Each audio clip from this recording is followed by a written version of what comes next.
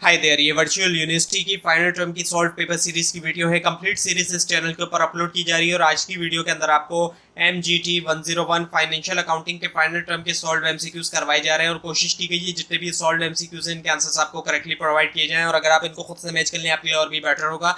इससे आपकी प्रैक्टिस भी होगी और अगर इसके बाद भी कोई मिस्टेक होगी वो भी आपके सामने आएगी। इसमें सबसे पहला ये है कि इनमें से कौन सा एसेट जो है वो डेप्रिशिएबल एसेट नहीं है।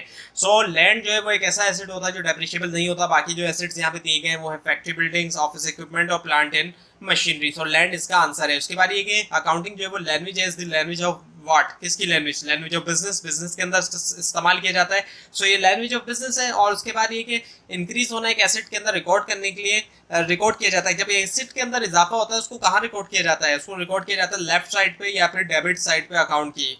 और फिर हमारे पास की जो बैड डेट्स रिटर्न ऑफ होते हैं वो हमेशा अफेक्ट करते हैं किसको, डेटर्स अकाउंट को। और फिर हमारे पास इनमें से कौन सा जो है वो कंसिडर नहीं किया जाता एज अ कंपोनेंट के तौर पे कॉस्ट ऑफ स्टॉक के, वो है सैलरी सेलिंग स्टाफ की। और उसके बाद ये कि रिगार्डलेस के ये कि कितना लंबा लेता है कि प्रोड्यूस किया जाए और सेल किया जाए, इन्वेंटरी को हमेशा कंसिडर किया जाता है क्या, करंट एसेट के तौर पे। उसके बाद इनमें से कौन सा जो है वो शो नहीं होता बैलेंस शीट में सोल प्रोप्राइटरशिप की, वो है प्रॉफिट शेयरिंग रेशियो। बाकी ऑप्शन है हमारे पास फिक्स्ड एसेट है, करंट लायबिलिटीज है, लॉन्ग टर्म एसेट्स है। और उसके बाद इनमें से कौन सा ऑप्शन जो है वो रिप्रेजेंट करता है रिलेशनशिप को पर्संस के दरमियान जो कि एग्री होते हैं शेयर करने के लिए प्रॉफिट जो है बिजनेस के, कैरिड ऑन बाय ऑल, यानी कि तमाम के तमाम कैरी करेंगे या फिर कोई एक करेगा। सो ये जो है डेफिनेशन दी गई है असल में आपको पार्टनरशिप की डेफिनेशन आप अक्सर बुक्स में आप यही डेफिनेशन देखेंगे लिखी हुई है कि रिलेशनशिप होता है लोगों के दरमियान जो कि एग्री करते हैं कि शेयर करें प्रॉफिट को, कैरिड ऑन बाय ऑल और any of them acting for all, यानी कि कोई एक कैरी करेगा या फिर तमाम के तमाम करेंगे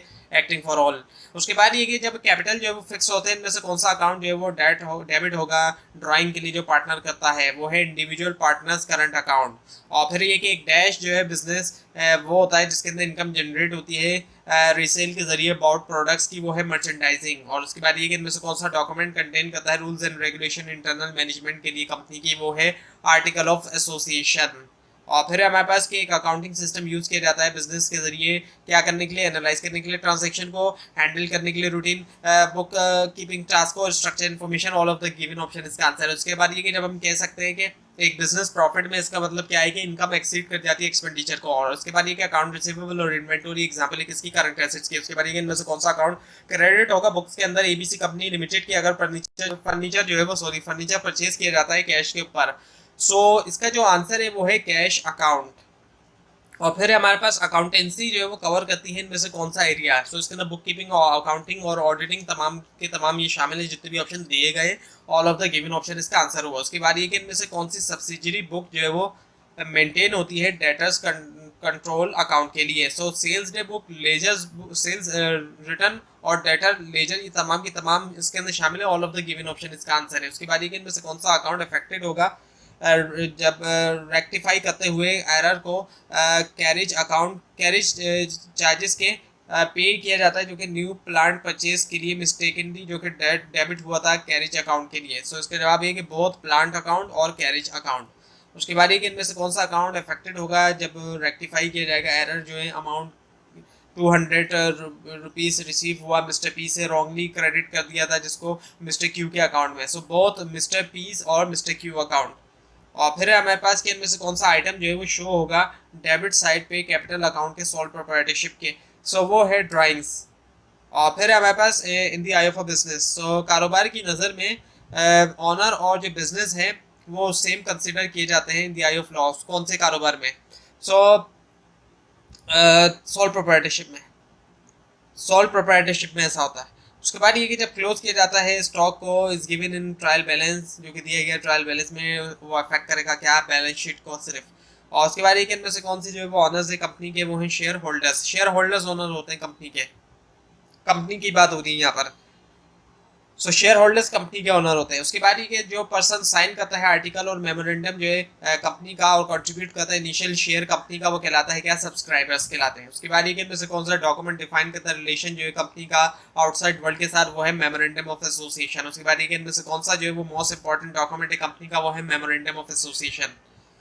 और फिर हमारे पास कि कंपनी डिक्लेयर करती है कैश डिविडेंड जो कि पेड होगा स्टॉक होल्डर को नेक्स्ट मंथ में। जो इफेक्ट होगा ट्रांजैक्शन का वो क्या है, डिक्रीज होगा एसेट्स में और स्टॉक होल्डर इक्विटी में। उसके बाद ये बेसिक अकाउंटिंग प्रिंसिपल है या कॉन्सेप्ट है जिसके जरिए बिजनेस जो है वो इंडिपेंडेंट होते हैं अपने ऑनर से, वो जाना जाता है किसके तौर पे, वो है सेपरेट एंटिटी कॉन्सेप्ट के तौर पे। उसके बाद देखिए इनमें से कौन सा एग्जांपल है बिजनेस लायबिलिटी की, वो है कैपिटल। बाकी लैंड बिल्डिंग कैश नहीं है, कैपिटल है। उसके बाद ये कि इनमें से कौन सा अकाउंट क्रेडिट होगा अगर गुड्स सोल्ड किए जाते हैं क्रेडिट के ऊपर मिस्टर महमूद को, वो है सेल्स अकाउंट। और फिर हमारे पास कि एक डिक्रीज होना वैल्यू में एसेट्स की, फिक्स एसेट की एज वेयर और टेयर की जाना जाता है किसके तौर पे, डेप्रिसिएशन के तौर पे। उसके बाद ये अनफेवरेबल बैलेंस का मतलब, बैंक बैलेंस का क्या मतलब होता है, क्रेडिट बैलेंस होना कैश बुक के अंदर। उसके बाद ये कि स्टॉक ऑफ ट्रेडिंग जो है वो कंसर्न करता है, concern stock of trading concern जो है एक्चुअली सॉरी ये असल में स्टॉक ऑफ ट्रेडिंग कंसर्न जो है कंसिस्ट करता है क्या, मर्चेंडाइज इन्वेंटरी। उसके बाद ये कि इनमें से कौन सी सब्सिडरी बुक मेंटेन की जाती है डेटर कंट्रोल अकाउंट के लिए। So all of the given option इसका आंसर है। उसके बाद ये कि इनमें से कौन सा अकाउंट क्रेडिट होगा जब एक टाइपराइटर जो है वो सोल्ड होता है, दैट हैज बीन यूज्ड, जो कि यूज हुआ ऑफिस के अंदर। सो इसका जवाब है ऑफिस इक्विपमेंट अकाउंट। और उसके बाद ये इनमें से कौन सा जो है वो नॉर्मली जो है वो ट्रीट किया जाता है लीस्ट लास्ट एक्सपेंस के तौर पे लिस्ट होता है इनकम स्टेटमेंट में कंपनी के, वो है इनकम टैक्स एक्सपेंस। उसके बाद ये कि बैलेंस शीट आइटम रिप्रेजेंट करता है रिसोर्स जो कि इन्वेस्ट करता है ऑनर, वो जाना जाता है किसके तौर पे, ऑनर्स इक्विटी के तौर पे। उसके बाद इनमें से कौन से जो है वो डेबिट होगा अगर कैश जो है वो ड्रॉन किया जाता है, निकालता है प्रोपराइटर, जो है प्रोपराइटर्स ड्रॉइंग अकाउंट। उसके बाद ये इनमें से कौन सा अकाउंट क्रेडिट होगा जब इंटरेस्ट जो है कैपिटल के ऊपर चार्ज किया जाता है अगेंस्ट, और चार्ज किसके अगेंस्ट किया जाता है, डिस्ट्रीब्यूशन ऑफ प्रॉफिट के, वो है पार्टनर्स कैपिटल अकाउंट। और फिर हमारे पास इनमें से कौन सी जो वो टाइप है कैपिटल अकाउंट की पार्टनरशिप में, वो है both fix asset fix capital भी है, फ्लक्चुएटिंग कैपिटल भी। उसके बाद ये इनमें से कौन सा रिप्रेजेंट करता है रिलेशनशिप को पर्सन्स के दरमियान। अच्छा ये दोबारा आ गया पार्टनरशिप की डेफिनेशन के बारे में। उसके बाद ये कि इन case of fix capital account, fix capital account के केस के अंदर अदर ट्रांजैक्शन जैसे कि ड्राइंग और प्रॉफिट जो है वो रिकॉर्ड होती है सेपरेट अकाउंट में, वो कहलाता है करंट अकाउंट। उसके बाद ये कि जो मैक्सिमम अमाउंट होता है जिसके साथ कंपनी रजिस्टर्ड होती है वो कहलाता है ऑथराइज्ड शेयर कैपिटल। उसके बाद ये कि मर्चेंडाइज ऑन हैंड जो होते हैं आइदर बिगनिंग या फिर एंडिंग जो रिपोर्टिंग पीरियड के, वो कहलाते हैं क्या, इन्वेंटरी। उसके बाद इनमें से कौन सा डॉक्यूमेंट कंटेन करता है रूल्स और रेगुलेशन इंटरनल मैनेजमेंट के लिए कंपनी की, वो है आर्टिकल ऑफ एसोसिएशन। और उसके बाद ये किस सिचुएशन के अंदर पार्टनरशिप डिसॉल्व हो जाती है। So in case of death of partner भी है, और at the time of admission of new partner भी है, और if any partner resign from the partnership. इनके किसी भी एक पार्टनर के जाने से या आने से पार्टनरशिप जो है वो डिसॉल्व हो जाती है। So all of the given option इसका आंसर है। उसके बाद ये कि टर्म जो है क्रेडिट, इसका मतलब क्या है, डैश बाय द बिजनेस। इसका मतलब होता है कि प्रोवाइड करना बेनिफिट्स बाय द बिजनेस। और उसके बाद ये कि जब एक लाइबिलिटी रिड्यूस या डिक्रीज होती है वो रिकॉर्ड की जाती है कहाँ पर, लेफ्ट या फिर डेबिट साइड में अकाउंट के। उसके बाद ये कि अकाउंट रिसीवेबल और इन्वेंटरी एग्जाम्पल इनमें से किसकी, कौन से एसेट्स की, करंट एसेट्स की। उसके बाद ये कि इनमें से कौन सी जो है वो एग्जाम्पल नहीं है करंट एसेट की, वो है बैंक ओवरड्राफ्ट। बाकी ऑप्शन है अकाउंट रिसीवेबल, नॉट रिसीवेबल और प्रीपेड एक्सपेंसेस। उसके बाद ये कि इन case of cost of goods sold statement, cost of goods sold के अंदर, सॉरी यहाँ पे बात हो रही कॉस्ट ऑफ गुड्स सोल्ड के स्टेटमेंट के अंदर जो cost of direct material consume है प्लस डायरेक्ट लेबर, वो क्या है असल में, वो है प्राइम कॉस्ट। उसके बाद ये कि इनमें से कौन से एसेट जो है वो शो होते हैं रिटर्न डाउन वैल्यू में बैलेंस शीट के अंदर, यानी कि उनको रिटर्न डाउन वैल्यू में शो किया जाता है बैलेंस शीट में, वो है फिक्स एसेट। बाकी एसेट्स हैं यहाँ पर current asset, liquid asset, floating asset, लेकिन जो फिक्स एसेट है उनको शो किया जाता है रिटर्न डाउन वैल्यू में। उसके बाद ये कि इनमें से कौन सा अकाउंट जो है following account balance is shown, कौन सा अकाउंट बैलेंस शोन होता है क्रेडिट साइड पे ट्रायल बैलेंस के, वो है कैपिटल अकाउंट। और फिर है हमारे पास के इनमें से कौन सा जो है वो एक सेलिंग एक्सपेंस है, वो है टैक्स और फ्राइड पेड ऑन सेल है। उसके बाद ये कि इनकम स्टेटमेंट जो होता है लिमिटेड कंपनी का, वो जाना जाता है इनमें से किस नाम से, वो है प्रॉफिट एंड लॉस अकाउंट। और फिर हमारे पास इनमें से कौन सी एग्जांपल नहीं है डिस्ट्रीब्यूटेबल प्रॉफिट की, वो है एक्यूमुलेटेड प्रॉफिट एंड लॉस। बाकी ऑप्शन है हमारे पास जनरल रिजर्व है और रिवैल्यूएशन रिजर्व है। उसके बाद ये करंट रेशियो जो इंक्रीज हो सकता है बाय कैसे, ओवर स्टेटिंग करंट एसेट से।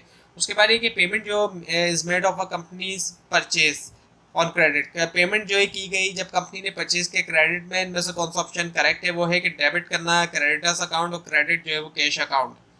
और उसके बाद ये कि इनमें से कौन सा जो है वो इंक्रीज होता है जब एक एसेट जो है वो कन्वर्ट होता है एक्सपेंस में एडजस्टमेंट